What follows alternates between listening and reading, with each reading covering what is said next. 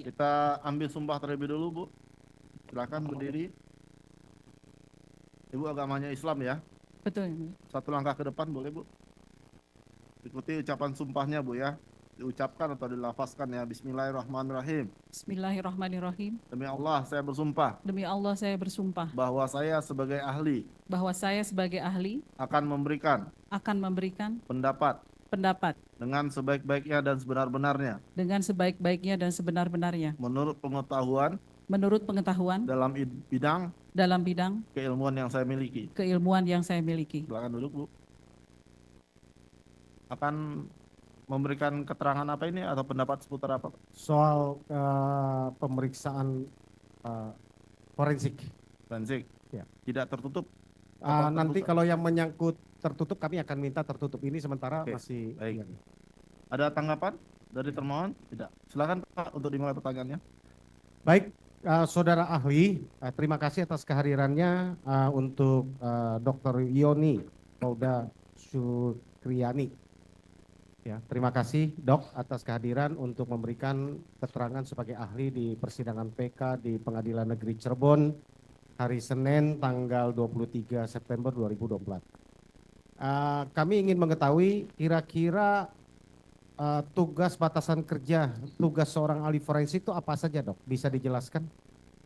Ya, menurut definisi kedokteran forensik itu adalah ilmu kedokteran yang digunakan untuk kepentingan penegakan hukum dan keadilan. Jadi dokter spesialis forensik itu adalah seorang dokter yang mendedikasikan keilmuannya untuk penegakan hukum dan keadilan.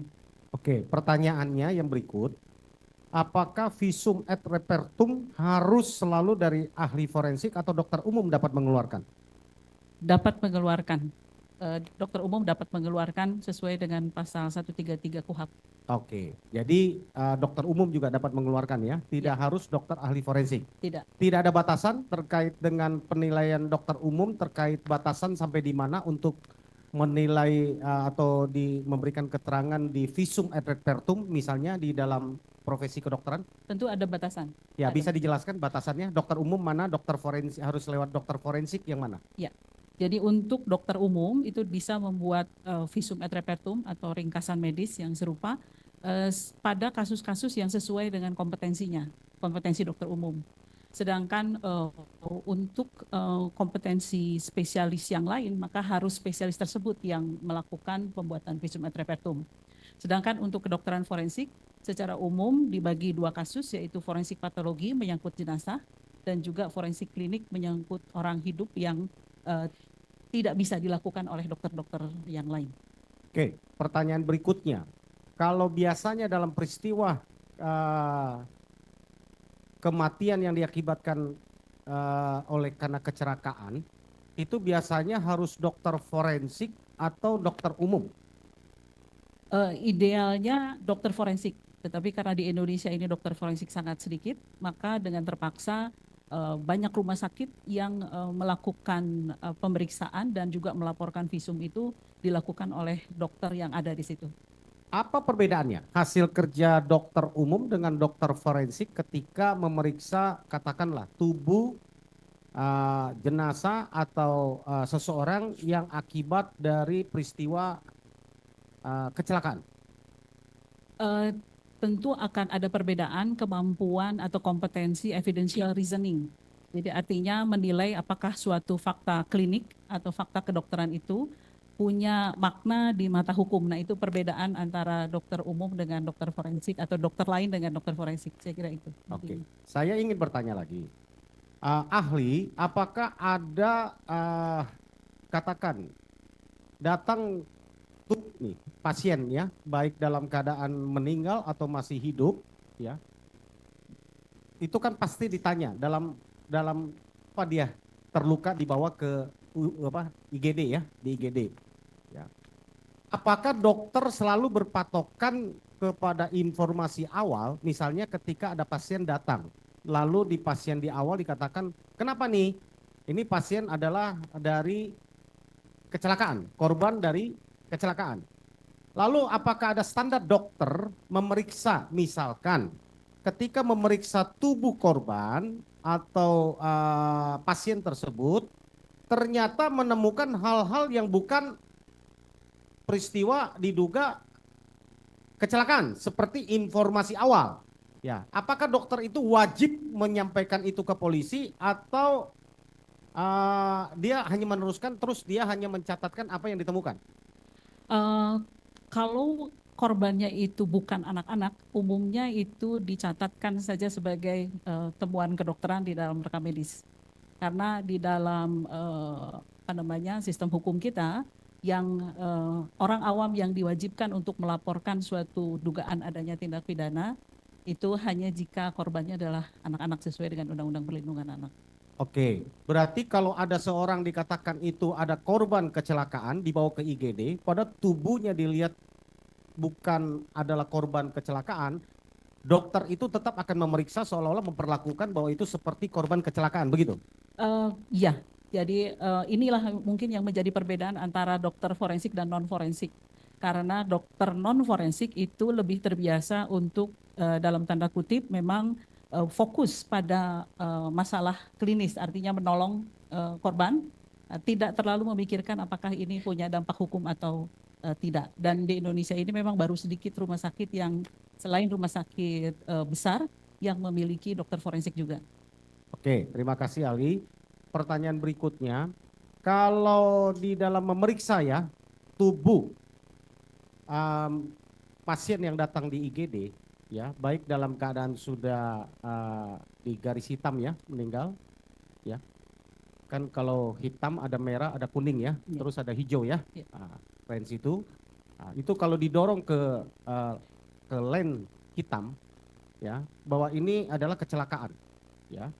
Lalu ada nggak prosedur tetap harus diperiksa luka apa saja, misalnya hanya luka apa yang terlihat saja atau dia ada prosedur misalnya dari tengkorak atas dia pegang, ada nggak dia periksa dengan teliti ada luka di mana saja, dia terus catatkan secara teliti ya? Ya, standarnya sekarang sudah mulai berkembang, yaitu pemeriksaan dead on arrival namanya.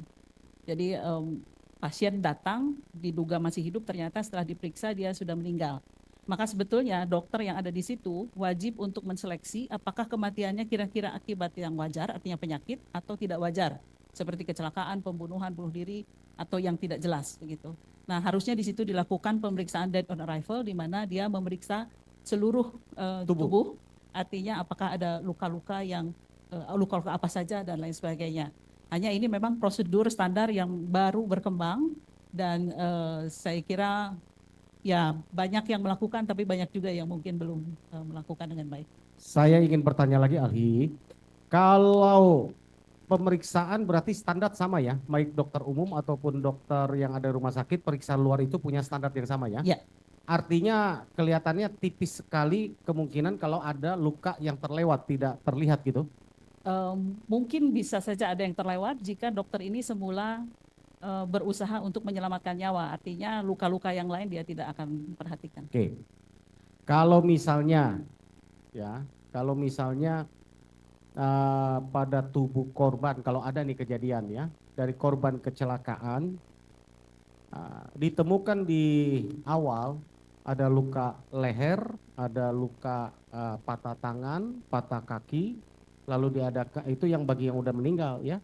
Nah, lalu ada satu lagi yang dalam keadaan sekarat diberikan pertolongan ya. Lalu diperiksalah tubuh luar gitu ya. Tiba-tiba ya beberapa hari kemudian, ya tepatnya 14 atau 13 hari kemudian diadakan apa namanya ekshumasi ya. Kemudian penggalian mayat ya, lalu ditemukan ada luka yang tidak ketemu ya di tengkorak atas depan ya, atau tengkorak atas depan. Kira-kira luka tengkorak itu bisa sampai tidak terlihat, padahal luka tengkorak bawah bisa terlihat. Kira-kira bisa terjadi? Kemungkinannya adalah terlihat, tetapi karena terlalu parah maka dia juga harus hati-hati untuk melakukan tindakan, apakah itu pemeriksaan ronsen atau pemeriksaan lain atau pengobatan. Atau kedua memang tidak melihat itu. Tidak ada. Pertanyaan saya berikutnya, dokter, ahli. Kalau sampai tengkorak dalam itu bisa pecah, ya retak, mungkin tidak di kulit luarnya sama sekali tidak luka. Mungkin, Bisa jadi. bisa jadi, Sampai tengkorak dalamnya pecah. bisa jadi, Bisa jadi. bisa jadi. Itu akibat apa biasanya? Misalnya pada patah tulang dasar tengkorak, itu tulang dasar tengkorak itu adalah tulang tengkorak yang ada di tengah, tidak terlihat dari luar. Itu kalau patah tandanya justru bisa saja di luar tidak terlihat apa-apa, tetapi salah satu tanda yang sering terjadi justru adalah perdarahan di hidung, perdarahan telinga, dan mata agak gelap. Jadi tidak terlihat dari luar. Itu akibat apa? Itu kalau ada patah tulang dasar tengkorak. Ya, penyebab patah karena pukulan atau benturan atau apa? Menurut Harus benturan yang sangat kuat ya, karena kalau dipukul nggak mungkin. dipukul pakai apa? Pakai tangan kosong? Tidak mungkin. Kalau tangan kosong pukul tidak mungkin ya. Tidak. Kalau pakai bambu, Bambunya sebesar apa? Apakah kosong atau isi? misalnya kalau pakai bambu biasanya saya kejeduk aja benjol, Dok. Ya. Ya, apalagi kalau dipukul sampai tulang tengkorak Ya. ini retak, apa mungkin? Kalau bambunya seperti yang saya bayangkan, bambu di mana dia kosong di dalamnya, kemudian diameternya kurang lebih 5-10 cm begitu, saya kira tidak. Mungkin ada kerusakan justru pada jaringan lunaknya ya, kulit misalnya begitu Ya, ya, itu maksud daripada di dalam. Karena untuk mematahkan tulang dasar tengkorak itu perlu power yang sangat besar ya. Seberapa kuat sebenarnya untuk memecahkan tengkorak atas itu? Kalau saya itu baru menemukan di literatur, kalau misalnya kecelakaan lalu lintas, kecepatan 35 km per jam, itu sudah bisa menyebabkan dia kemudian kecelakaan dan jatuh terlempar misalnya, maka tulang dasar tengkorak itu sudah bisa patah. Tetapi lebih jarang, yang lebih sering adalah 45 km per jam ke atas. Oh, jadi kalau akibat kecelakaan karena benturannya sekaligus, apalagi masih terlindung dengan helm, ya mungkin karena benturan di dalam dengan helm, sehingga tidak ada luka luar, tapi dalam keadaan retak bisa jadi itu ya? Ini juga miskonsepsi tentang helm sebetulnya, karena helm itu hanya melindungi sekitar 40% dari kemungkinan head injury. Dan helm yang beratnya lebih dari 1,5 kilogram, justru itu akan bisa memungkinkan injury atau patah tulang yang lebih besar. Kemudian kalau dari data menunjukkan bahwa 70% korban dengan tulang dasar tengkorak yang patah itu pada pengendara motor justru yang mengenakan helm full face. Mungkin bisa ditunjukkan gambar helm, Pak. Coba, Dok, bisa Pak? Majelis, mohon izin kita dengan kerusakan, ya tolong. Dari termohon, kalau mau lihat. Oh, enggak. Dijelaskan Pak Ian, rusak helmnya bagian depan apa aja, supaya dokter bisa menilai.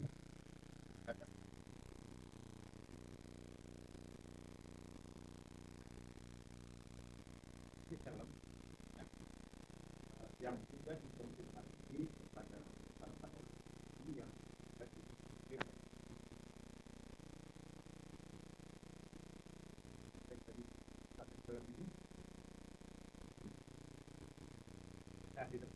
pakai mic-nya, ahli, pakai Ya. mic.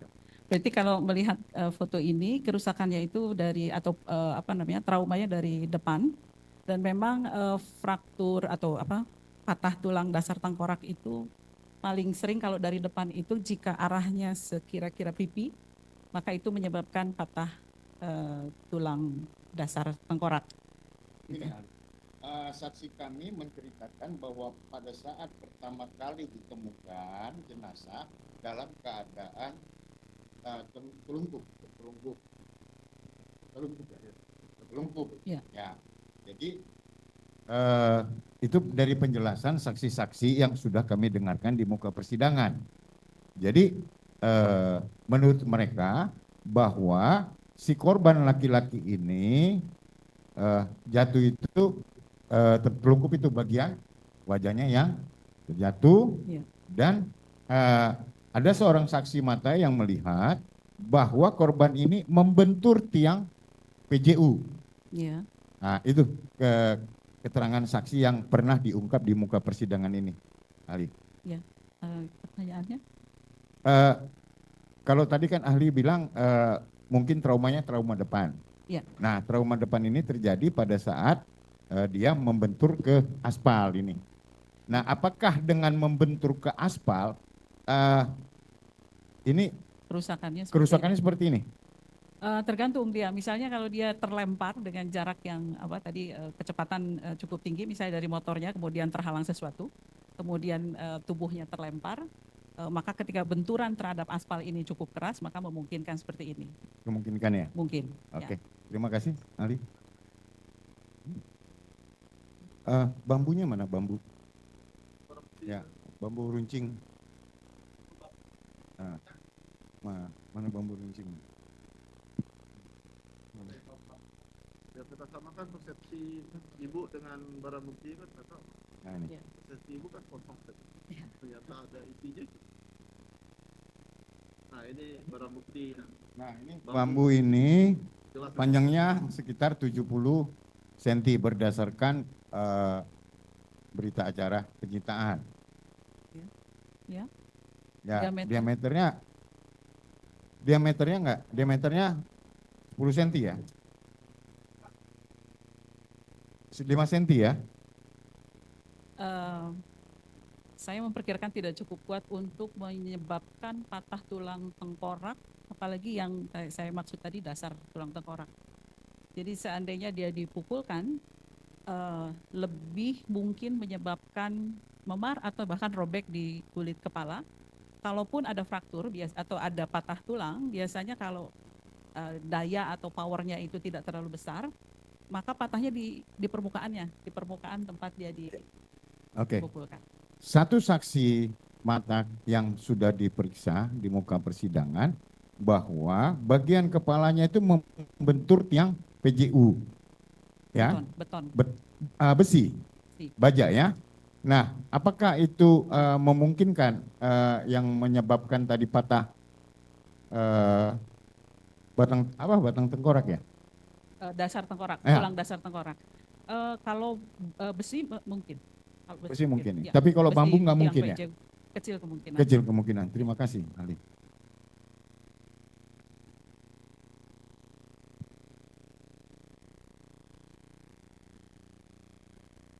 Ali, saya lanjutkan lagi, mohon izin yang mulia. Jadi untuk sampai retak berarti memerlukan tekanan power yang sangat keras ya. Lewat benda luar kalau sengaja dipukul, selain kepala tengkorak itu bisa pecah, pasti akan terjadi luka luar kalau sengaja saya logikanya pun saya berpikir begitu karena kejeduk aja pasti benjol kan gitu ya, nggak usah ahli, kalau saya pun sekarang jedukin pun pasti benjol sebelum luka tengkorak dalam gitu ya. Pertanyaan saya sebelum pertanyaan yang lain, apakah dengan luka retak tengkorak dasar tengkorak ya, atas dan bawah, orang masih bisa hidup? Tidak mati sekaligus gitu, tidak meninggal ya sekaligus, masih bisa? Tulang dasar tengkorak itu ada di tengah Pak, nggak kelihatan. Jadi ini tulang atap tengkorak, ini tulang tengkorak bagian belakang, dasar tengkorak itu di tengah, di dalam, nggak akan kelihatan. Nah, patahnya tulang dasar tengkorak memang membutuhkan power yang sangat besar dan memungkinkan jika patahnya itu tidak terlalu luas dan tidak mengakibatkan kerusakan otak yang signifikan, itu masih bisa ada beberapa waktu itu hidup. Masih bisa ya? Masih bisa. Berapa lama biasanya bisa bertahan hidup? Saya tidak bisa menentukan karena sangat tergantung pada kerusakan otak yang disebabkannya. Hitungan hari atau jam? Oh, bisa Biasanya? jam, bisa hari. Kalau misalnya dia cepat-cepat dirawat di rumah sakit, kemudian ini dan tidak terlalu kerusakan jaringan lunak otaknya tidak terlalu parah, bisa beberapa hari. Saya yang sangat penting agak teknis saya tanya kepada ahli. Kalau orang terjadi benturan yang keras terhadap kepala, ya, lalu ada luka di mata tulang leher katakan, ya, ada karena ada luka tengkorak di bawah, bawah kepala belakang kan. Iya. Ya, ada kemungkinan patah leher. Biasanya ciri-ciri orang patah leher bagaimana? Ciri-ciri patah Dia leher. masih hidup ya, masih Masih hidup, masih hidup. Kalau masih hidup tentu ada tandanya di situ, apakah memar, kemudian ada gangguan saraf biasanya. Karena di situ tempat keluarnya saraf dari otak ke bawah ke alat-alat gerak dan lain sebagainya. Jadi misalnya ada kelumpuhan, ada penurunan kekuatan dan lain sebagainya. Jadi arahnya ke situ tanda-tandanya. Kalau terjadi pendarahan dalam, biasanya bagaimana ininya, cara pertolongan pertamanya?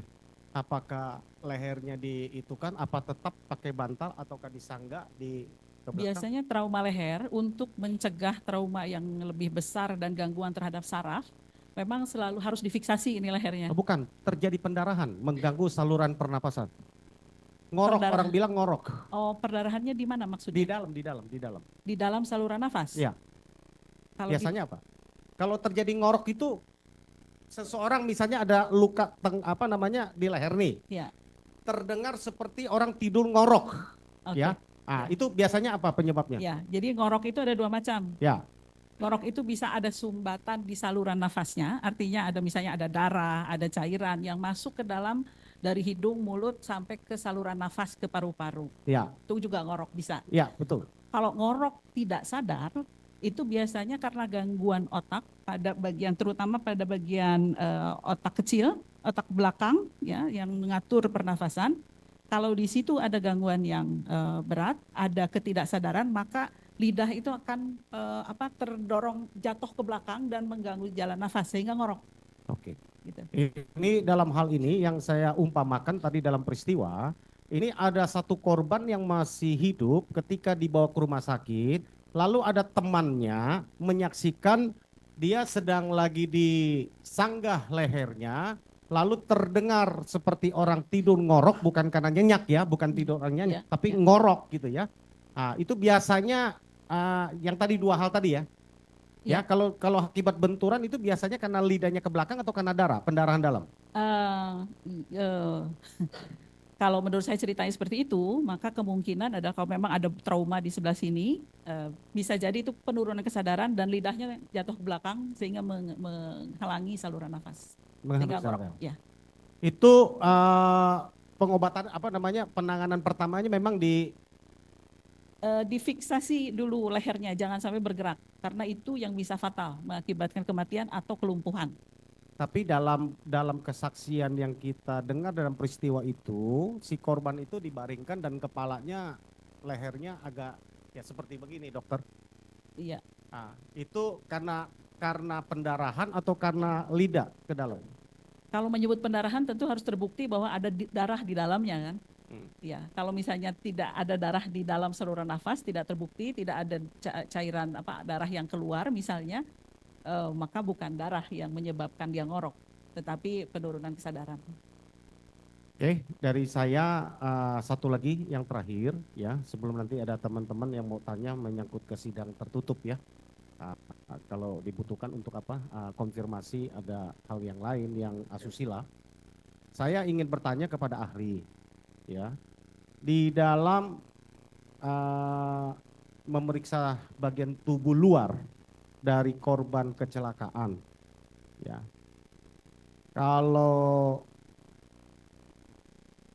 atau pertanyaannya saya balik, kalau tidak diketahui dulu ketika datang itu tidak tahu dulu apa penyebabnya, kan seringkali orang mendorong ke rumah sakit itu tidak memberitahukan apa penyebabnya, tahu-tahu luka. Kadang-kadang luka hasil berantem atau hasil ditusuk orang bilangnya jatuh dari pohon, jatuh dari mana gitu kan. Banyak orang nggak mau ribet kan dalam praktek sehari-hari yang saya temui gitu ya. Di rumah sakit seringkali orang begitu ya. Kalau ditemukan ada hal yang aneh, wajib nggak dokter untuk memberitahukan? Tadi kan dicatatkan, tadi saya udah paham ya, di dalam laporan visumnya dicatatkan di situ. Ini kalau tidak diminta visum atau dia itu wajib nggak untuk memberitahukan itu ke polisi misalnya? Sebetulnya kalau bertanya pendapat saya maka itu wajib.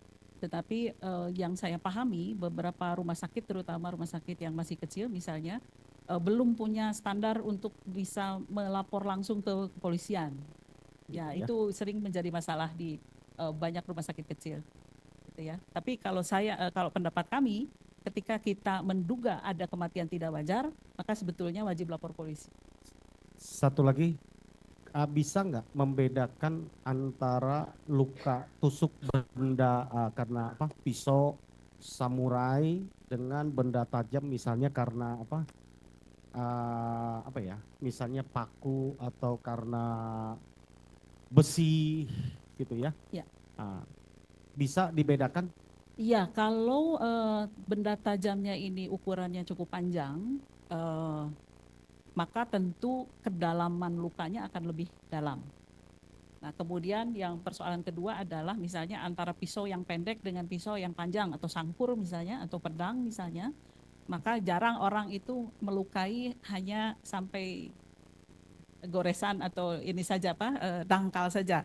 Tentu dengan bilah yang panjang, power yang digunakan akan lebih lebih besar sehingga kedalaman lukanya akan lebih dalam. Kalau pedang panjang ditusuk minimum kedalaman kalau menurut pengalaman dokter ya, ahli, itu bisa berapa senti dalamnya? Saya belum pernah menangani pedang panjang ya, akan tetapi saya pernah menemukan misalnya pisau 10 cm, maka itu bisa sampai menembus jantung. Dari dada bisa menembus jantung. Kalau hanya 7-10 cm itu bisa. Kalau orang lagi kalau hanya lebar goresan 15 cm, kedalaman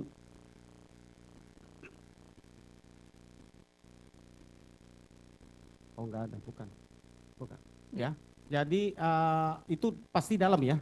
Kalau misalnya saya pernah ada kasus itu antara pisau 7 cm dengan sangkur 30 cm dengan ukuran tadi yang menembus jantung, itu akan lebih mungkin yang 7 cm daripada yang panjang, karena kalau yang panjang tentu dia ketika ini powernya. Saya bertanyanya kira-kira yang mematikan itu harus berapa senti kedalaman tusukan benda tajam, katakan pisau atau samurai?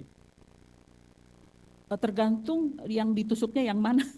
Oh, jadi tidak semua tempat ya? Tidak semua. Oke, makasih. Saya lanjutkan. Saya membaca visum yang ada di dalam berkas. Yang satu visum yang dibuat di Rumah Sakit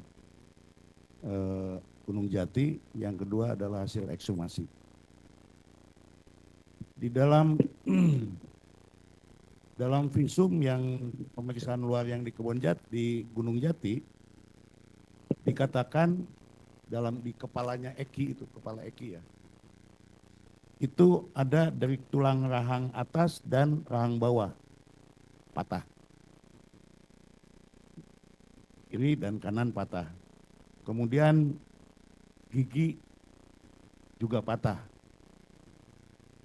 Nah, bahkan di dalam putusan pengadilan negeri ini diakibatkan oleh dipukul dengan tangan kosong mengenai pipi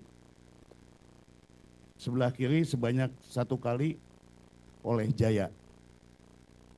Kemudian dipukul dengan menggunakan kayu mengenai bagian rahang belakang sebelah kanan oleh Denny. Kemudian pengakuan Rudiana bahwa gigi depannya habis semuanya. Pertanyaan saya pada Prof. Ahli, analisa ahli bagaimana mengenai hal ini?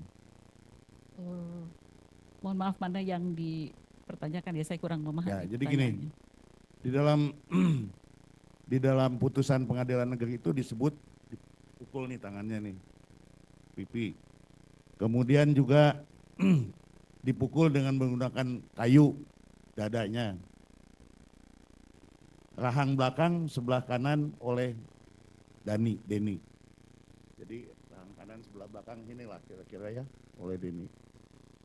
Ini hasil pemeriksaan luar dan saya hubungkan dengan hasil ekshumasi. Gitu. Nah, dari kedua keterangan visum ini tentu ahli bisa menganalisa tentang hal ini. Nah, mungkinkah ini dilakukan oleh satu orang? Sampai patah rahang belakang, kemudian giginya juga habis. Menurut keterangan Rudiana, Iya, kalau tangan kosong itu kecil kemungkinan untuk menyebabkan patah tulang rahang. Tapi yang lebih mungkin itu dislokasi atau engselnya lepas. Itu kalau tangan kosong ya. Saya tidak melihat kemungkinan besar untuk patahnya tulang rahang dengan tangan kosong. kalau dipukul dengan kayu, Kalau dipukul dengan kayu, kalau dipukulnya sampai sangat keras, rahangnya lepas kan? kalau dipukul dengan kayu dan cukup keras, tergantung kayunya sebesar apa, masih mungkin. Ya itu kayunya. Yang tadi yang itu, tadi itu. ya masih mungkin lah, masih mungkin, Mungkin ya. mungkin. Kemudian mengenai gigi gimana? Gigi, mohon maaf Apakah pertanyaannya. Hasil analisa ahli dalam melihat ekshumasi dan pemeriksaan luar itu, gigi itu masih ada nggak? Ya, kalau dari saya memang, Nah menurut Rudiana nggak, giginya habis semua ya katanya. saya membaca visumnya, Hmm. itu giginya masih ada 31, Masih ada? masih ada 31 buah. Artinya kalau orang dewasa itu memang giginya 28 sampai 32 umur belasan begitu, 28 sampai 32. Nah, kalau dokternya masih bisa menghitung ada 31, berarti giginya masih ada, Masih ada, hanya patah aja rahangnya gitu. hanya patah rahangnya. Ya. Masih ada, nggak patah berarti. Giginya ada berarti nggak patah kan? Ada. Saya tidak tahu ada patah atau tidak. Saya tidak melihat ada informasi patah atau tidak. Oke, tadi saya mempertajam rekan saya tadi mengenai soal dada kanan. Ini Eki ya, dada kanan 15 cm dari tengah, 19 cm dari bahu, 2 lecet 2 kali 0,5 cm, dan seterusnya. Kemudian menurut ekshumasi kulit dada kiri 20 cm di bawah bahu, menyilang resapan darah 18 kali 19 meter.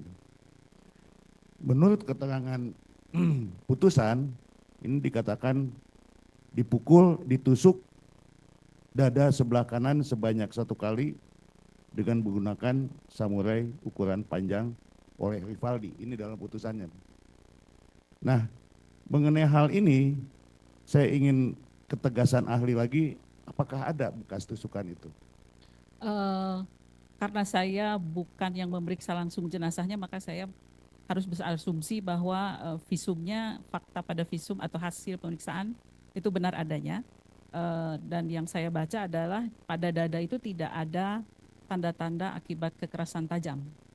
Jadi hanya ada tanda-tanda akibat kekerasan tumpul berupa, kalau tidak salah itu lecet dan kemerahan ya, memar. Bukan bekas tusukan, Tidak ada tanda-tanda bekas tusukan atau kekerasan tajam lainnya. luka terbuka. Saya tidak mengingat, tidak ada, kalau Tidak tidak salah ya. Ya. Oke.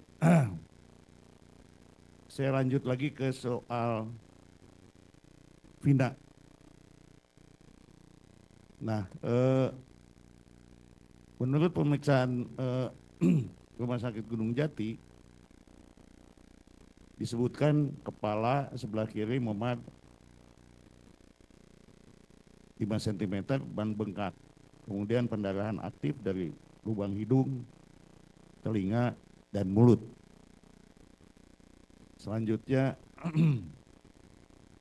pelipis kanan luka terbuka dasar jaringan bawah kulit. Dagu memar diameter 3 cm. Nah, kalau saya bandingkan dengan hasil putusan, itu dipukul dengan tangan kosong mengenai bagian pipi sebelah kanan oleh Rivaldi dan disabet samurai mengenai kepala bagian belakang korban oleh Rivaldi. Nah, kalau ahli membaca hasil ekshumasi dan visum et repertum, itu analisa ahli bagaimana? Ya, intinya adalah bahwa informasi lisan itu bagi dokter kewajibannya bukan untuk dipercaya terlebih dahulu, tetapi dikonfirmasi melalui pemeriksaan pasien atau jenazah. Jadi seandainya ada informasi bahwa ada tusukan, maka kami harus mencari tanda-tanda tusukan, luka tajam. Kalau ada informasi dipukul, maka harus ada tanda-tanda memar atau misalnya lecet. Kalau dipukul pakai alat, misalnya itu lecet dan lain sebagainya. Jadi seandainya ada informasi misalnya ditusuk tetapi tidak ada tanda-tanda luka tajam, maka kami tidak bisa mengkonfirmasi adanya tusukan tersebut. Nggak Begitu. bisa konfirmasi ya? Ya. Mungkin terakhir soal Vina ini soal kaki. Ya. Tungkai kanan. Disebutkan bahwa pada paha kanan belakang memar memanjang merah 20 kali 8 cm. Kemudian patah tulang paha kanan. Nah, apakah ahli juga melihat itu? Ya, di visum ekshumasi. Bagaimana Anissa? Ya, tulang paha itu adalah tulang yang sangat keras, tulang panjang yang sangat keras, bahkan mungkin tulang panjang yang paling keras dibandingkan dengan tulang panjang lainnya. Dan untuk mematahkannya itu perlu power yang juga sangat besar, sangat kuat. Dan itu juga bisa mengakibatkan fatal kematian karena di situ ada pembuluh darah besar. Kalau misalnya patahannya itu menyebabkan robek, itu perdarahan yang nggak kelihatan, yang tidak kelihatan, sehingga orangnya meninggal dunia karena patah di situ. Jadi harusnya ada informasi trauma apa yang mengenai paha sehingga bisa menyebabkan patah tulang paha. Kalau ya. Dari hasil visum itu ada luka memanjang gitu. Memar, kemerahan. Ya. Kemerahan. Ya, itu. Kemerahan itu berarti tanda-tanda trauma tumpul. Trauma tumpul ya. Trauma tumpul. Jadi bisa aja dia kebentur apa gitu atau dipukul gitu. Bisa. Memar, ada memarnya, ya. Tetapi kalau pukul pakai tangan kosong tidak mungkin. Jadi kalau dipukul dia harus pakai alat yang sangat kuat, misalnya besi, begitu ya. Jadi yang cukup kuat sehingga ketika dipukulkan bisa mematahkan pahanya. Kalau bukan besi atau yang sama kuatnya dengan itu, sulit untuk mematahkan tulang paha. Kecil kemungkinan ya, kecuali bambunya diisi beton gitu. Ya kalau saya bandingkan dengan putusan, atau saya lihat isi putusan, itu dipukul dengan batu. Saya tidak tahu batu ukuran berapa, tetapi batu. Dan kalau itu pun batu, bagaimana pandangan ahli batu itu mesti sebesar apa dan sampai bisa patah gitu?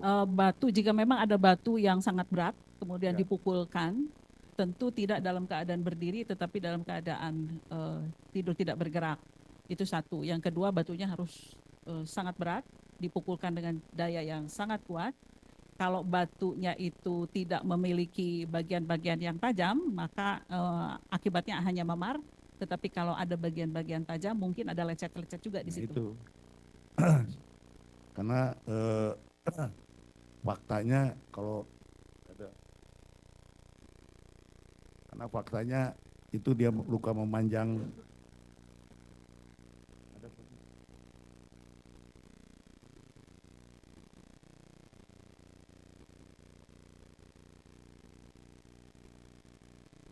Saya juga sangkan begini ahli, kami sangat kesulitan mencari bukti-bukti yang forensik ini gitu. Karena pihak rumah sakit juga saya lihat nggak terbuka dan lempar sana lempar sini, jadi kesulitan kami untuk menentukan ini luka tuh kenapa gitu. Kan kelihatan ada luka memanjang, pertanyaan saya itu luka tuh kenapa gitu. Apakah ditusuk atau dibacok atau, tapi luka itu melebar dan bergerigi. Gitu, bukan kalau kena tusukan kan panjang gitu, set gitu kan, ini enggak panjang dan melebar begitu. Ya. Kalau luka terbukanya tepinya tidak rata, berarti karena trauma tumpul. Kalau trauma tajam itu tepinya rata dan sudutnya tajam. Ya karena Bu.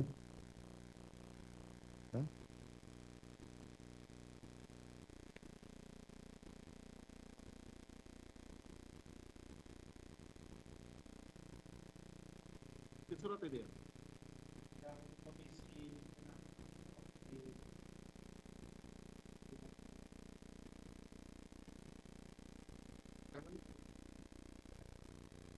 Kakinya.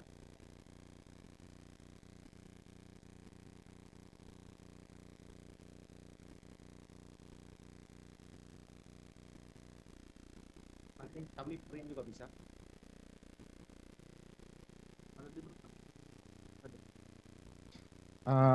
Yang mulia, nanti kami print juga kami susulkan bisa. Ini sudah pernah dihadirkan, ya.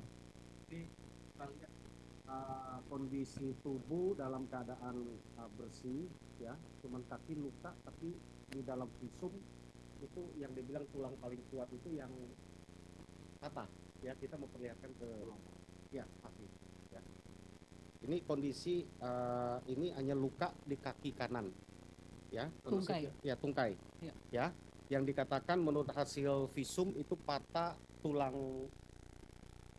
kaki, itu yang dokter tadi sampaikan yang paling kuat tadi. Ya. Ya, kalau lihat luka begini, ini barang bukti batu yang dihadirkan. Dengan batu sebesar ini, mungkin nggak dengan luka yang begitu akibat batu patah tulang kakinya? Saya tidak tahu ini dimensi atau ukurannya berapa ya. Ini ubinnya misalnya berapa ini ubinnya? Ubin ini sekitar 30-an ya. Seandainya ubinnya itu 30 cm, maka diameter batunya itu kurang lebih 25 cm. Tergantung batunya jenis batu apa, gitu ya. Kalau batu yang, kan ada batu yang spongy kan ya, dia ringan, ada batu yang sangat berat. Nah, kalau misalnya batu yang sangat berat, kalau mematahkan tulang tungkai yang di bawah itu masih mungkin, tulang kering misalnya. Nah, tapi kalau tulang paha itu agak sulit, dia harus. Kalau dengan batu mematahkan tulang paha itu pasti ada terjadi pendarahan hebat. Ada, pasti bukan pendarahan hebat, tetapi ada kerusakan kulit. Cukup, Itu. yang mulia, itu tidak ada kerusakan, itu hanya luka seperti yang sesuai visum.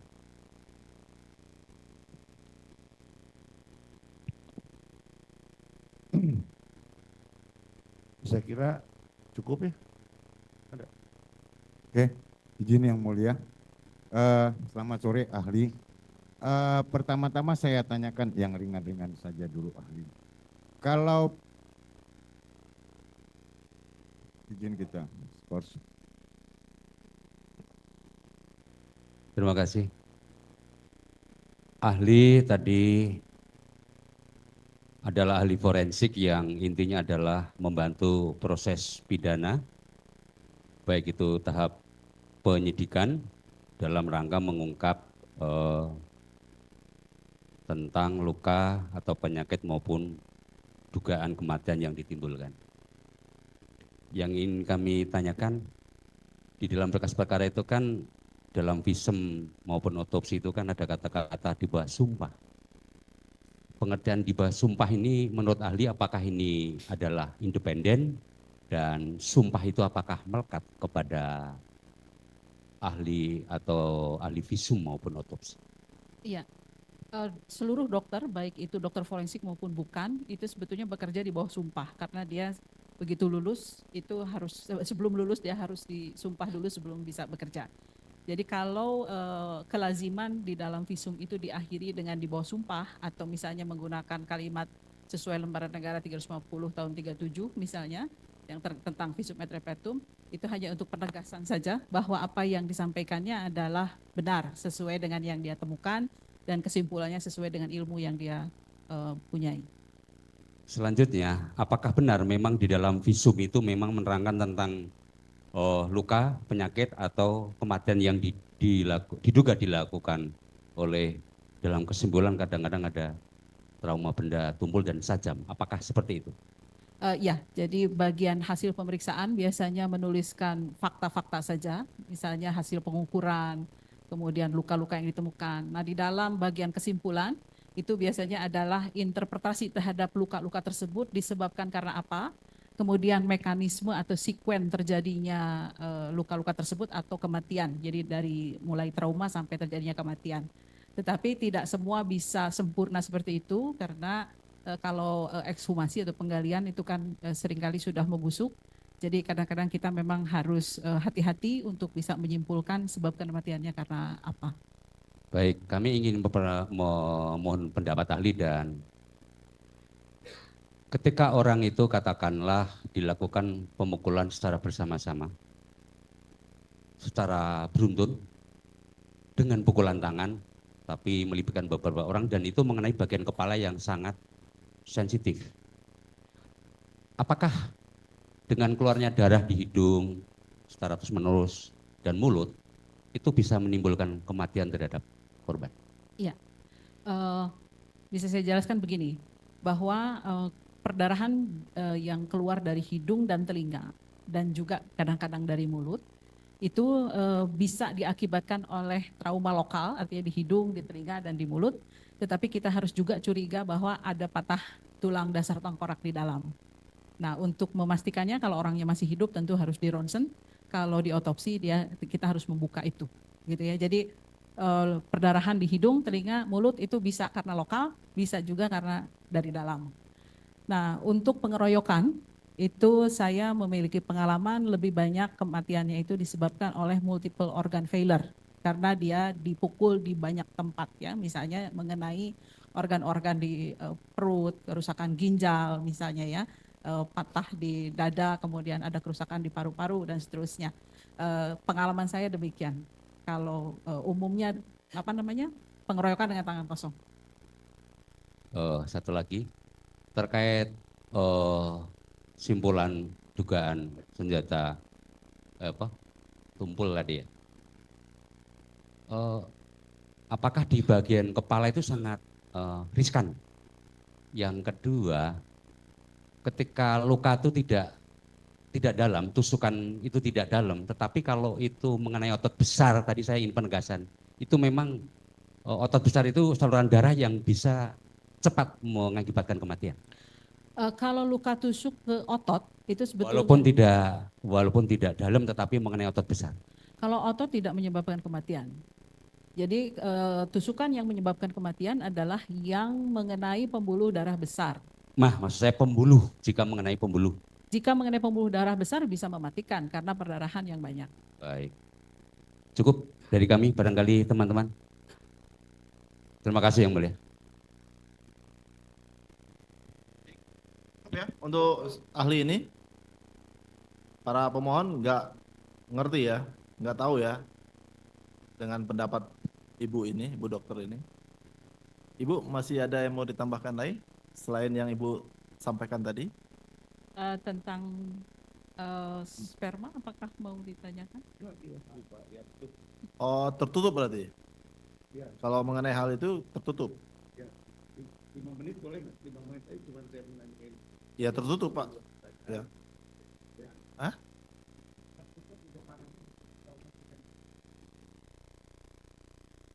Ya nggak bisa juga namanya. Nggak bisa juga Pak. Nggak bisa juga kalau semuanya terbuka juga. Gimana kita mau tertutup? Ya. Baik. Kalau cukup sampai di sini apa dilanjut pemeriksaan dengan tertutup?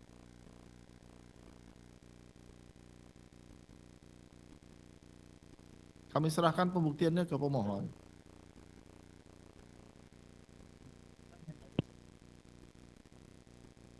Asusila konsekuensinya harus tertutup.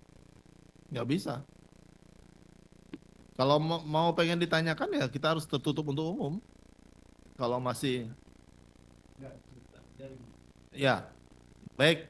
Kalau ini menyangkut asusila, kita nyatakan tertutup untuk umum sidangnya.